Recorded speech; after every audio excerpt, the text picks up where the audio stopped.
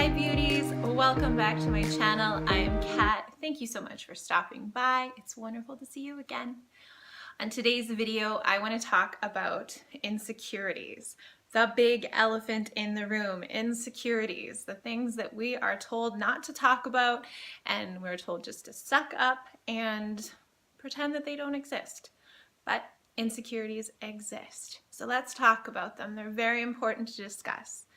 So before I get into anything, I want to tell you a little story. And this story is a story about Gandhi. So an Indian woman goes to Gandhi with her son and she asks Gandhi, "Please tell my son, do not eat sugar. It is bad for him. He's addicted to sugar and he needs to stop." Gandhi says to her, "Please come back in 2 weeks." The lady is a little bit confused, a little bit upset. She's traveled a very long distance to meet Gandhi, but she's like, okay, I will trust this. And she leaves with her son. 2 weeks later, she comes back and she says to Gandhi, "I am back. I've waited for 2 weeks. I am back now. Please tell my son, do not eat sugar. It is bad for him." Gandhi takes her son aside and says to him, "Do not eat sugar, son. It is bad for you." The mother is pretty annoyed at this point and goes up to Gandhi later and says, "Why did you make me wait 2 weeks? Why did you make me travel all this way again? Why couldn't you have just told my son not to eat sugar the first time that I came here?" And Gandhi says to her, "Because 2 weeks ago, I was still eating sugar." And the point of this story is that the teacher needs to become the student sometimes in order to really gain the perspective and the knowledge to tell their students what is and isn't correct in life. And this is a wonderful lesson that we can apply to our insecurities. Rather than saying that our insecurities are what they are and they will always exist and we are the most knowledgeable person of our insecurities, let's become the students of our insecurities. Let's gain that same perspective that Gandhi wanted to gain before telling somebody that sugar wasn't right for them, wasn't good for them. You know, if we were to gain more knowledge, more perspective, and try and apply those different perspectives and that knowledge to our insecurities, a lot of our insecurities most likely would be eliminated. I'm going to take my curly hair as an example of this. I have been extremely insecure about my curly hair for my entire life.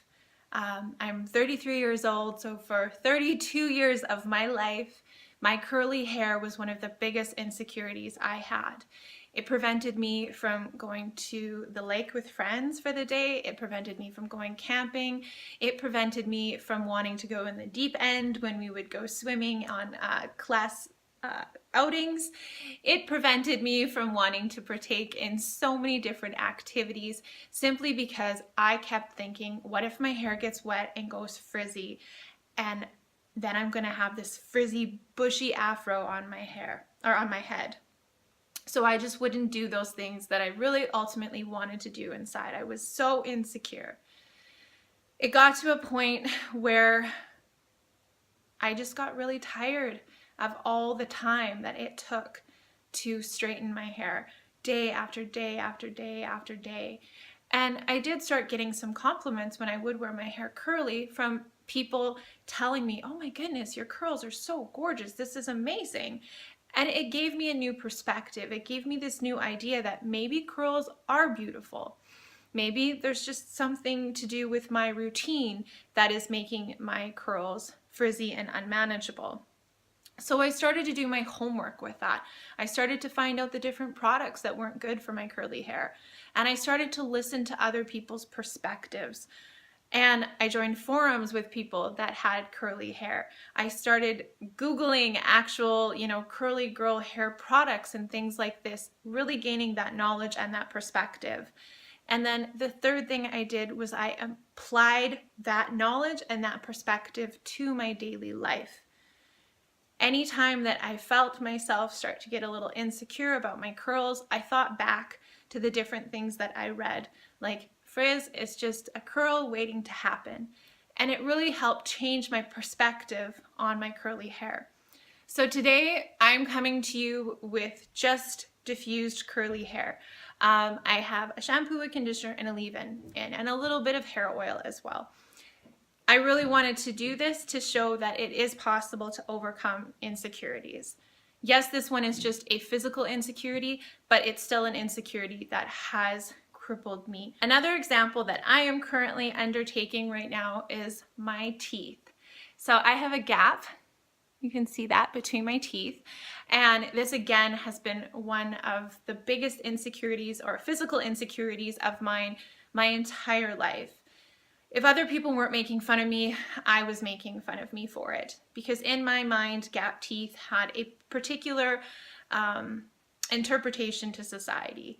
And I'm not going to name off all the different things that I had grown up thinking about gap teeth and thinking about myself with gap teeth, but I'm sure that lots of you can come up with your own ideas of what I might have been thinking negatively about it.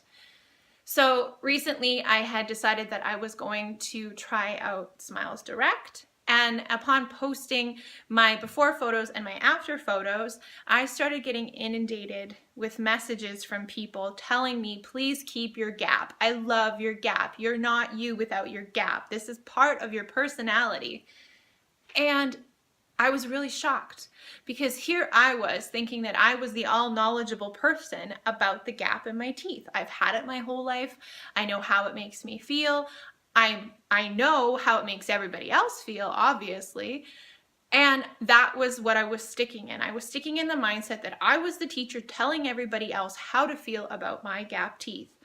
However, all of these messages that I received really put me in that place of being the student of my insecurity, because these people were giving me new knowledge. They were giving me new perspective. And all of a sudden, I found myself looking at my after picture and thinking, is that really me? Will that really change who I am on the inside? Will that really end up making my outer appearance that much more appealing? Or will I really lose that insecurity of my teeth? Or does the insecurity potentially lie deeper because when I was growing up, I had to go to the dentist a lot and I had a lot of negative experiences with the dentist himself or herself. And so I started doing more research. I started Googling more, and I actually read a lot of articles talking about how gap teeth are really beautiful in other cultures around the world, and how some cultures even see it as being like good luck. And all of a sudden, I gained a new perspective. I gained new knowledge. I found out what causes gap teeth, and I started looking up all the different celebrities that have gap teeth. And even a lot of the times when they do fill in their gaps, they don't necessarily get rid of their gaps completely. And then even the other day I was on Snapchat and there was like a little kissy filter, and that kissy filter had gap teeth. And it just started giving me more knowledge and perspective on my insecurity. So now I am in the process of applying that knowledge and that perspective in real life here. I am going to be going through the process of applying all of that perspective of love and positivity towards my teeth and see how it changes this insecurity. I've been doing it now for a couple days, and I can tell you that I'm not looking at my teeth as often as I used to. I don't go by a mirror and like stare at them, or I'm not hiding them quite as much when I'm talking to people. I may be having a little bit more of a wide open mouth now when I'm talking, and I'm allowing people to see my smile a bit more. And I have not seen any difference in the way that people are communicating with me, or you know, the love and respect that they're giving me. So it is starting to show me already that that whole thing about disrespect or you know, not taking me professionally or something like that because of my gap was all in my own perspective. And so I really appreciate all the knowledge and the new perspective that I have gained. So this can definitely be applied to any and all insecurities. And I put you up to the challenge to apply these rules or these tips to all of your insecurities, whether it is a physical insecurity or if it is a learning insecurity that you have, or a career insecurity, or anything like that. You know, if you're somebody who's really, really amazing at art, but you aren't so good at math and science, look at what it takes to be a creative person. Google the part of your brain that creative people use versus the part of the brain that mathematical and science-based people use. You probably are better at tactile and things that require dexterity. You're also probably a little bit more in tune with your body and the ups and downs and the fluctuations that the body goes through, because that is all a very artistic, like flowy thing, you know, it's all about energy. Whereas somebody who's science-based, if that's who you are, you know, you're really good at determining, like, obviously, like mathematical equations, you know, the ability to understand the frequency that something may happen, or, you know, even things like probably like sports scores and stuff like that. I'm not a very mathematical and science-based person, but do your research. You know, find out the area of your brains that are triggered versus the area of the brain that's triggered when you're more of an artistic person, and look at that as a positive. You know, really look at those things that you are finding out about your insecurity as a potential positive. Don't look at it as a negative. Leave the negative at the door for a little while. It can come back, you know, if it really needs to later, but I can guarantee you it doesn't need to come back later. And then ask questions from the people around you to new people, gain new perspective. You know, if you feel the need to, put a poll out on Instagram or Facebook and ask people what they think is beautiful about somebody who is artistic or somebody who is mathematical. I'm sure you'll get a lot of different messages from people telling you the unique qualities of that, and put that perspective to action in your life. Take the time. I recommend 21 days because they say that it does take 21 days to reset a pattern in your life. So take 21 days and really on a day-to-day practice that new perspective in your life, and see how your life changes. See how your insecurity changes. And don't be so afraid of your insecurity. You know, your insecurity, most of them are just the flaws that make us unique and beautifully you, unique and beautifully me. And they're not there to offend us. They're not there to make our lives more difficult. They're just there to open our eyes up, a lot of the time open the eyes up of the people around us, the world around us, and really help us all grow.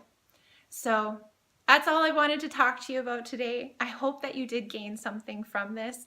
I hope that you go out there and you look at your insecurities as a beautiful imperfectness that is allowed to be there. And it is really amazing. Until the next video, please do follow me on Instagram. And if you did like this video, make sure to leave some comments, as well as give that lovely little thumbs up. Some thumbs up. Give me some love here, people. I would really, really appreciate it. And like always, do make sure to hit that subscribe button. I post here multiple times a week with different inspirational love videos, sometimes some tutorials or things to do with my regular day-to-day business in the wedding and floral industry. And until next time, just enjoy being unique and beautifully you, and have a wonderful day. Bye, beauties.